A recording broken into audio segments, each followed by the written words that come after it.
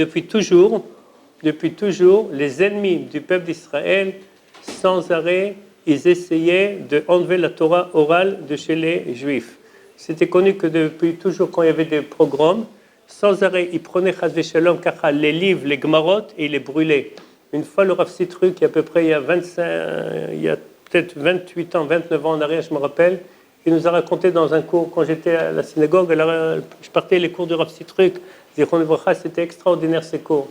Et il a raconté qu'une fois, la mairie de Paris, place de la mairie, ils ont hôtel de ville là-bas, hôtel de ville à Paris, ils l'ont invité pour une fête ou quelque chose comme ça, pour l'inauguration de la nouvelle hôtel de ville, quelque chose comme ça. Ils ont construit avec quelque chose, ils l'ont invité dans une fête.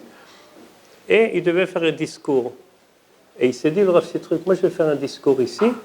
Dans cet endroit-là, il y a à peu près il y a 700 ans en arrière, les Juifs, les Goïms, ils ont amené des agalotes, des charrettes, remplies avec des livres du Talmud, et ils les ont brûlés ici. Donc ici, je vais faire un discours.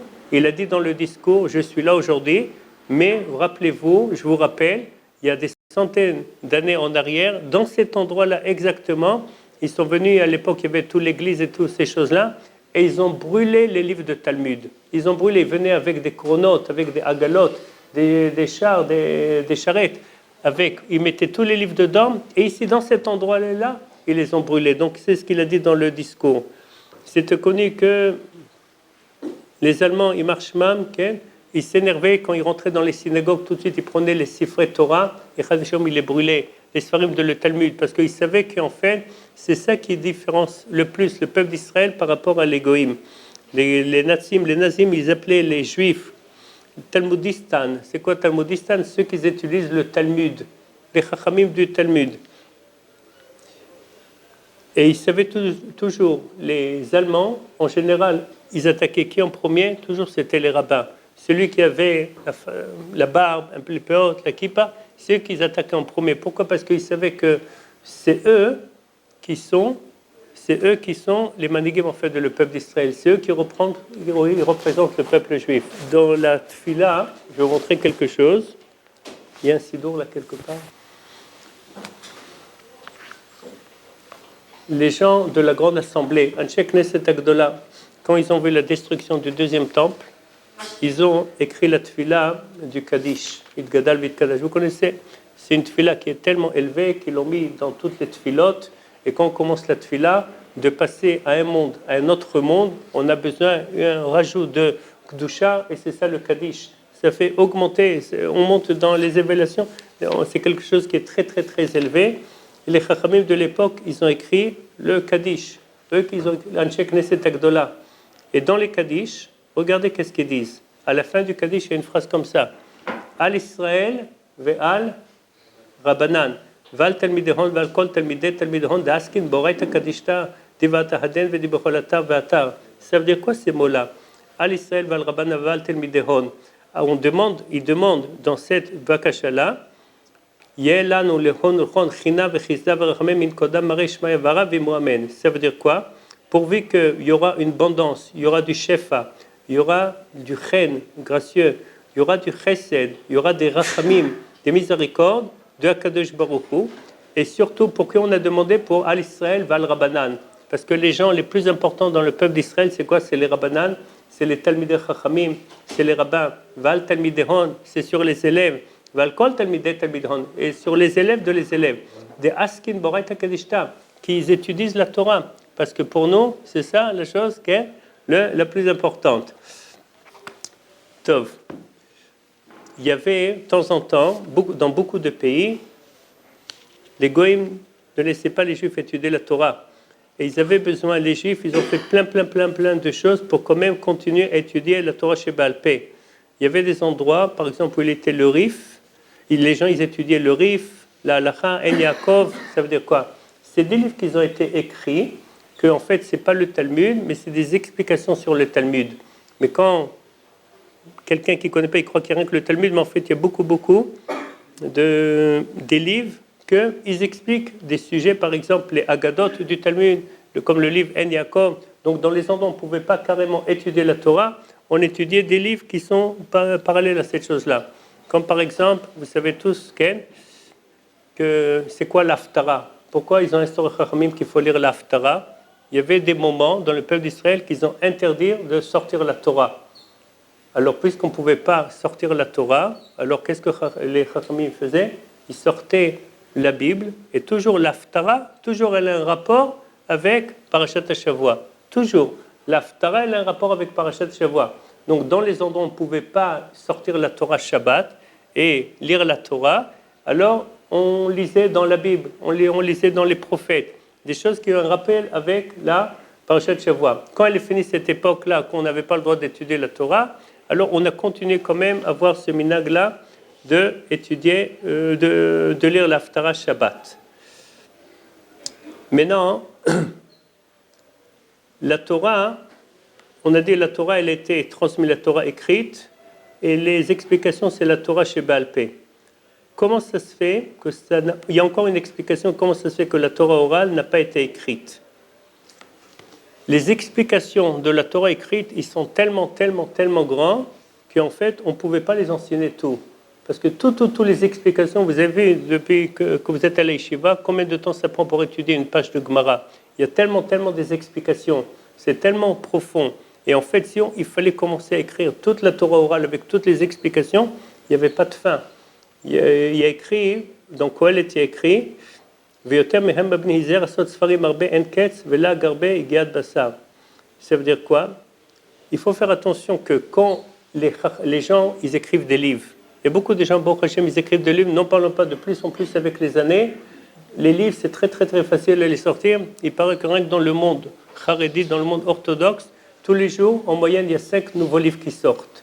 5 livres. On est appelé le Am HaSefer, le peuple du livre. La Torah orale n'a pas été écrite parce qu'en fait, Akadosh Baruch Hu nous a donné cette possibilité-là dans chaque génération, on doit expliquer, on doit apprendre qu'est-ce que la Torah, elle dit sur, par exemple, les nouvelles inventions. Depuis que, par exemple, l'électricité, ils ont inventé l'électricité, plein de halachot, est-ce que Shabbat, quelqu'un qui a l'habitude de se couvrir avec une couverture électrique, est-ce qu'il a le droit de continuer à se couvrir avec cette couverture-là? Vous connaissez, c'est une couverture électrique, il y a comme des fils dedans et elle chauffe. Okay? Vous connaissez ça? Smicha chashmalit. Plein de halachot qui concernent, est-ce qu'on a le droit de monter dans un ascenseur de Shabbat? Avec donc la Torah orale, ça, les Chachamim, c'est rien que les Gdolei Talmidei Chachamim, que eux, ils ont cette possibilité-là, ils ont la chokhma de savoir qu'est-ce qu'on a le droit, qu'est-ce qu'on n'a pas le droit. Une fois, aux États-Unis, il y a un endroit où ils fabriquent les halaliot, les fusées pour aller dans la Lune. Il y avait une fois un astronaute juif qui était là-bas. Et là, ils ont demandé une question au Rav Mordechai Eliyahu Zatzal. C'était quoi la question? Ce astronaute-là, juif, il devait passer là-bas, c'est avec une halalit qui fait le tour du monde chaque je ne sais pas combien de temps, en un peu de temps, la halalit, elle fait le tour du monde. Elle va rester là-bas, ils vont rester là-bas à peu près 10 jours, 2 semaines, là-haut.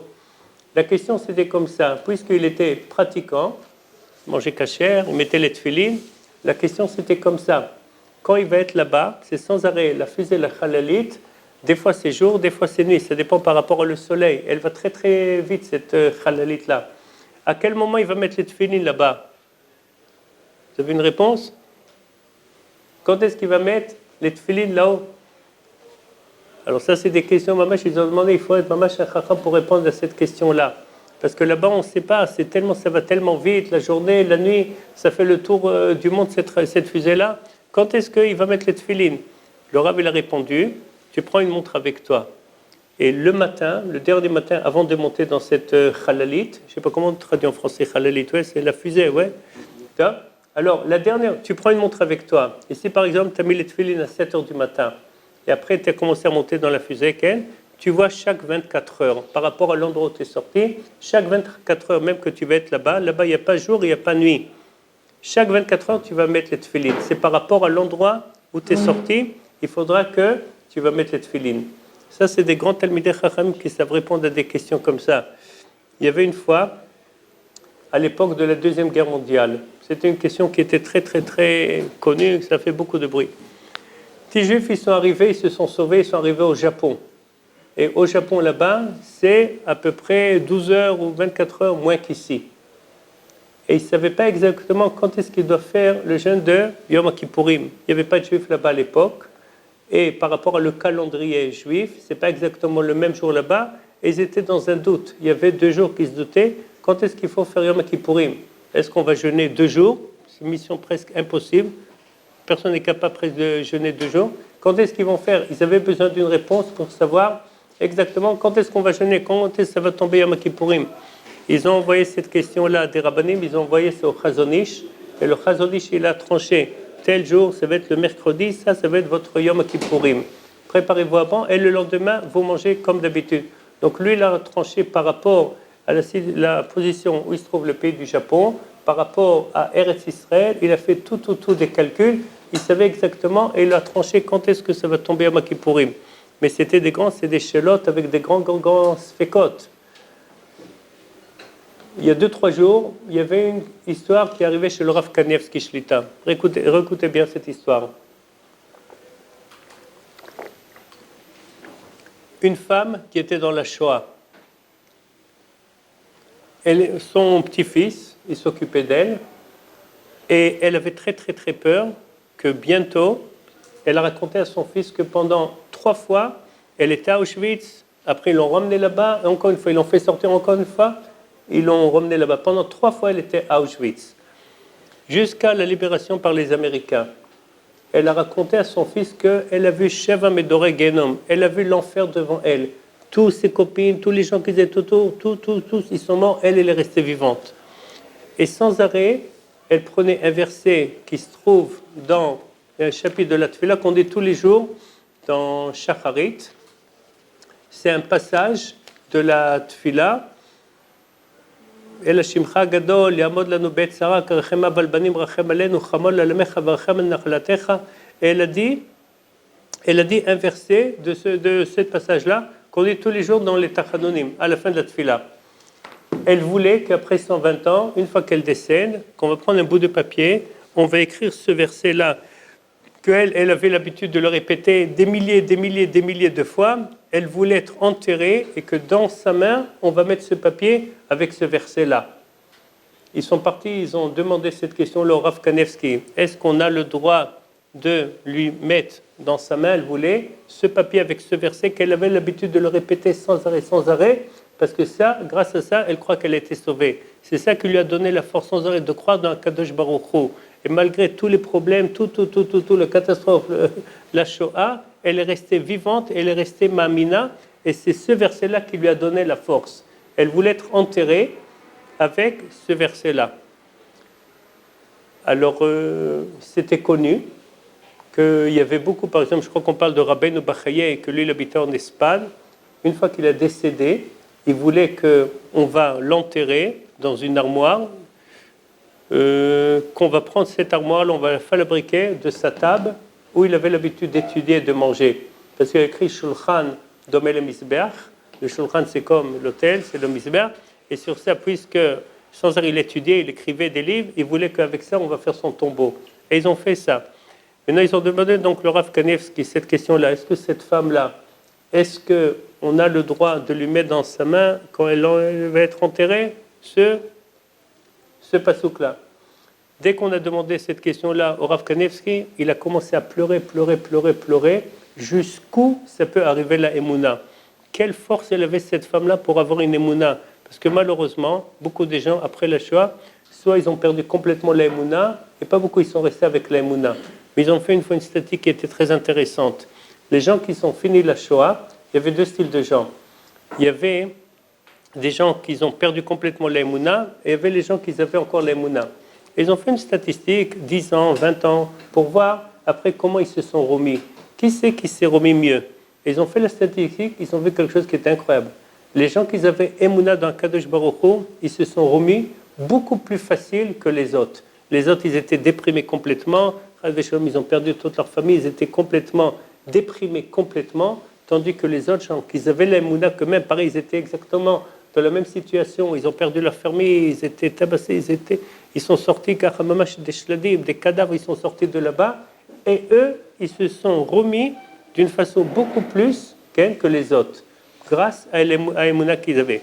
Donc d'abord, le Rav Kanevski Mamash, il a commencé à pleurer quand on lui a demandé cette question-là. C'est une histoire d'il y a 2-3 jours. Et à la fin, maintenant, ce verset-là qu'elle a amené cette femme-là, ils ont demandé le Rav Kanevski, c'est un pasouk ou c'est une tfila? Alors il a regardé tout de suite dans la Bible, il voyait que c'était une tfila qui a été écrite par un Anshe Knesset Agdola, mais il a compris en fait c'est une partie d'une tfila, c'est pas un pasouk. Si c'était un verset, donc on n'a pas le droit. De l'honneur de la Torah, on ne peut pas enterrer quelque chose comme ça, quelqu'un il attrape dans sa main, quelque chose comme ça. Mais puisque c'était une partie de tfila, pas d'un pasouk, alors il dit qu'on peut mettre kli betor kli, ça veut dire on met dans un kli qui va se trouver dans un autre kli, on peut la mettre ça à côté d'elle. Ça, c'est des questions qu'on demande à des grands talmidei chachamim, que rien qu'eux, ils peuvent répondre. Il y a encore une histoire à peu près dans ce style-là.